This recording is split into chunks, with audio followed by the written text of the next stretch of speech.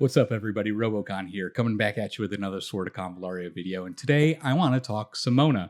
She's coming out here very soon on a debut banner after we lose the Edda banner. And just talk about, is she worth it for your account? What does she do? Where does she work? Is it someone that you might be interested in dropping a couple polls into to see if you grab her and great? Or is she a hard skip because we have Sophia and August coming up? In my personal opinion, I think she's a good pickup for your account, but I think she needs to fit a role for your account. And you probably want to have a couple characters on your account that she synergizes with to really make full use out of her. And we'll talk about that. So looking at what we got here, I don't have access to the content creator server, so I'm going to be going off of information that I have access to. I have seen videos for the people that have that, and that's great. Nothing much has changed from the websites that I'm going to be using, so that's awesome. Before we get into this, also, please like and subscribe. Helps me out a bunch. I can keep building my community here, and maybe I will get access to a content creator server someday. So taking a look at Simona.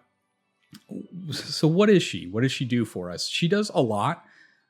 She's very versatile in the fact that she can push, resist, control, deal damage. She has the ability to do all of that stuff, and many of her skills are very self-contained, and the effects can kind of be layered on top of each other for what she does.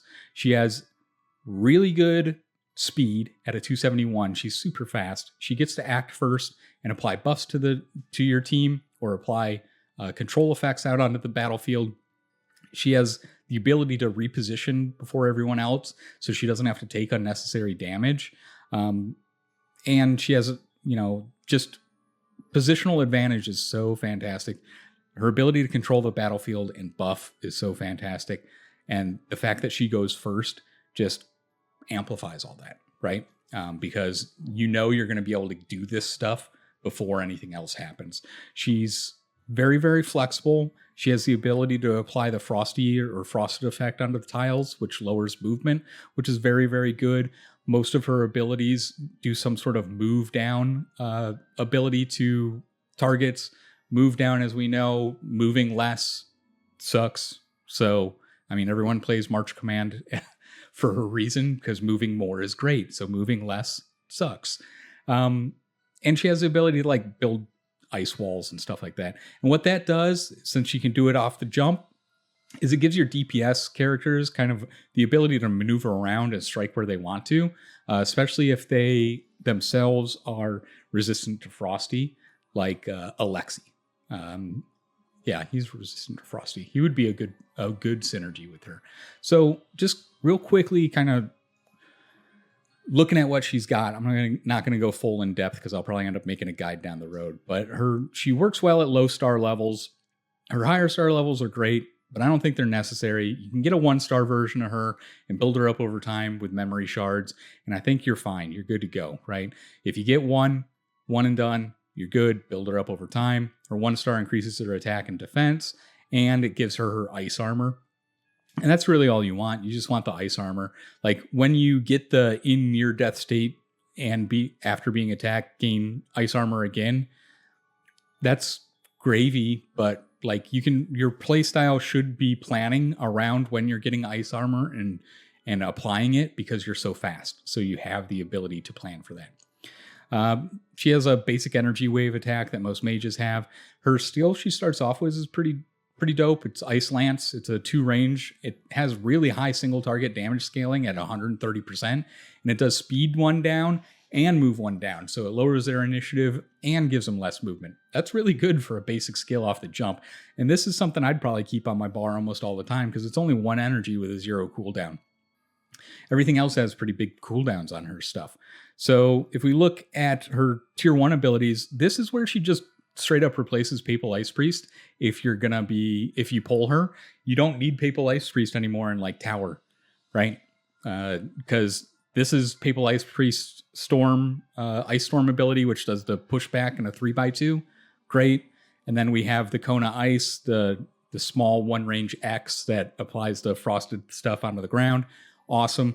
guess what? Bye, Papal Ice Priest. Like, we don't need you anymore. We have this. But she does have other good abilities that really synergize with this. And this is why she would work so well alongside Papal Ice Priest or Darklight Ice Mage, whichever one you got. They could be doing this while she's doing other stuff. And we'll see that some of her other stuff kind of procs off being in the frosty terrain tiles and stuff like that. She has Ice Strike. This makes her kind of like a melee DPS / defensive character. So what this does is it's an instant, which is cool, first and foremost. And then she selects a location within a cross, charges to that location, deals damage equal to 100%, which is great, of her physical shield to all enemies along the way, and gains Ice Combat for 2 rounds. Ice Combat gives her 30%. Ice Combat, when in the frozen terrain grid, damage received is reduced by 30% and movement speeds increased by 1 grid. So that's cool. Like, this is a good ability. I think you're building her a certain way if you're using Ice Strike, but it's good. Ice Forged Armor, you're definitely going to want this because this gives Ice Armor and Regen 1 to all your allies in this area. And you can do that right off the jump because she's 271 speed. Real good.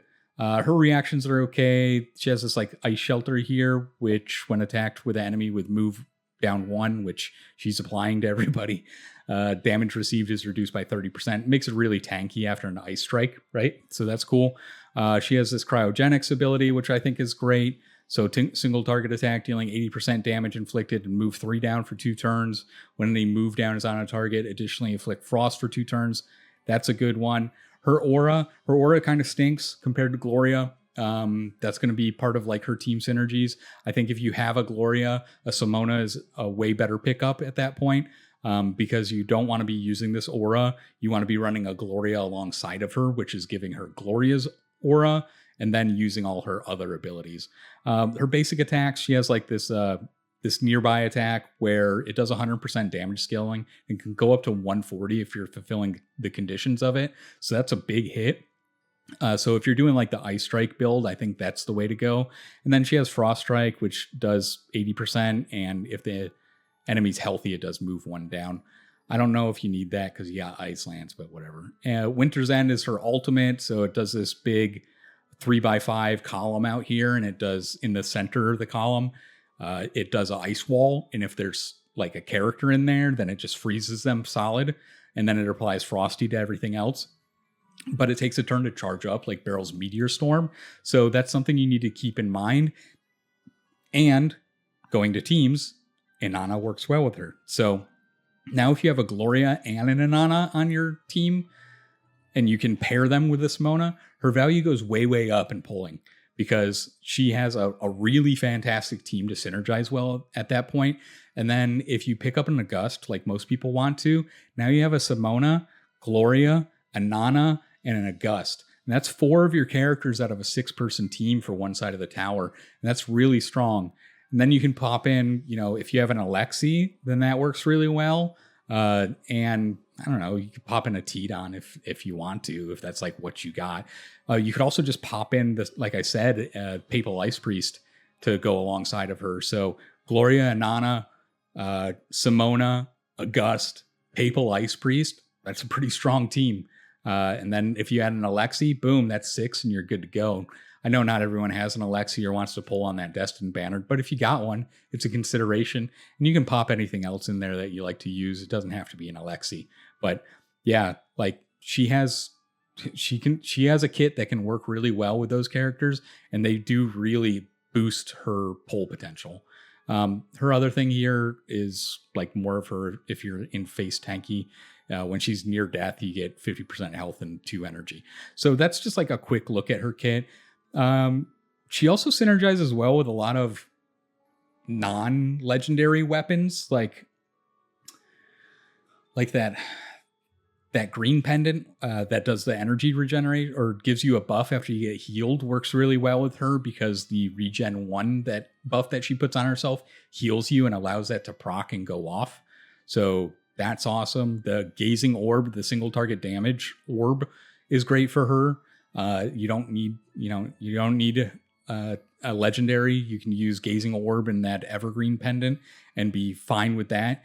If not, like, she works great with some legendaries as well. The Starry Sky staff that Beryl loves to use, she's going to love to use it. It boosts her magic attack, which boosts her armor values and boosts her HP. That's fantastic. What else? The scrolls, the book, the Scrolls of August is fantastic for her because she can apply that speed 1-up and that buff to an enemy first because she goes first, and that's an instant. So she starts the turn, buffs somebody, gets their speed up, so they're going a little bit ahead of someone you want them to go ahead of, and then put the ice armor on them, and now they have regen 1. And if those people have the evergreen pendant on them, they're getting additional buffs. So there's a lot of synergies there. That's really cool. That also works well with Disaster Bottle because she goes first. She can chuck the debuff and then do her thing and be good to go. So that's cool as well.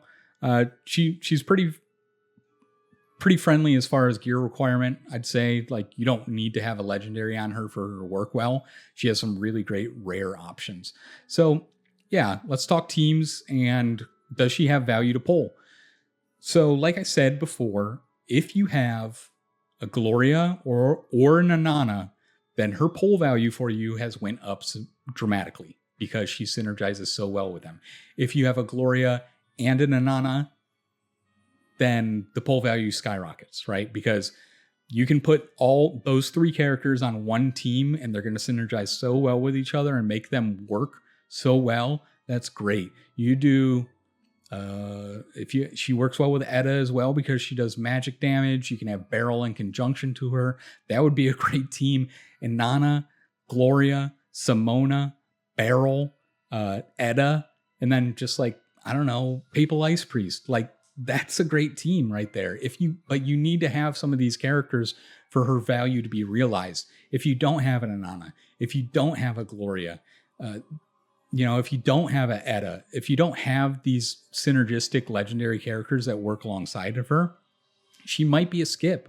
You might want a Sophia or an August to help carry you in the DPS category because she is not purely a support like Edda.